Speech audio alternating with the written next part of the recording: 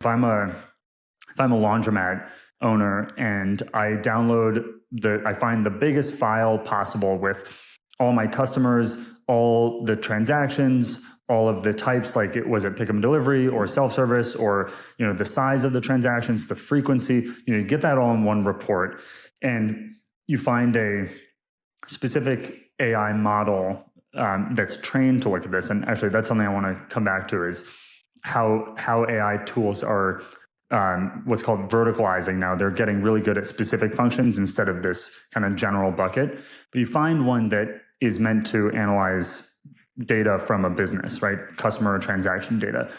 And generally speaking, these models will not only tell you the basics of what you need to know, but they're very good at drawing their own conclusions about where you should be looking based on a goal. So if I upload this report and I say, okay, I know my daily transaction volume and I know how many delivery orders I had and whatnot.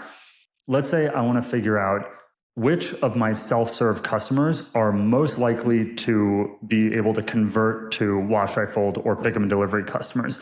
What these models are capable of doing, which certainly you could do it too, it would just take you 10 times longer, and at this point not be a good use of your time at all, would be to say, okay, let's look at the customers that come in most frequently and have the highest transaction volume. And, it might infer that that's someone who has a family or, is doing a lot of laundry on behalf of someone.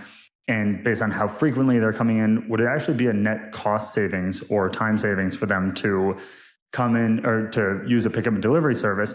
And then it might, based on what application this lives within, if let's say you have a sophisticated point of sale software in the laundry industry, then it might say, would you like nudge, to nudge, wink, wink. There's a couple out there I can think of. It might say, would you like us to text or email this customer with a promotion or discount or offer to try this out, right?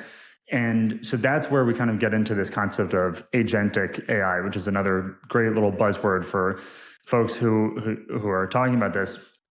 Agentic AI is not just information response, but the ability to execute functions. That's a really cool area that's developing very quickly right now.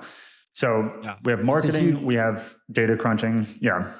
No, I was just gonna say, I mean, the agent, the agency thing is a massive leap from just the straight data thing, because I've seen people doing all kinds. I mean, you talk about like personal use cases, right? Of like, I've seen people dump their blood test results into ChatGPT, have it analyze and have it create a plan.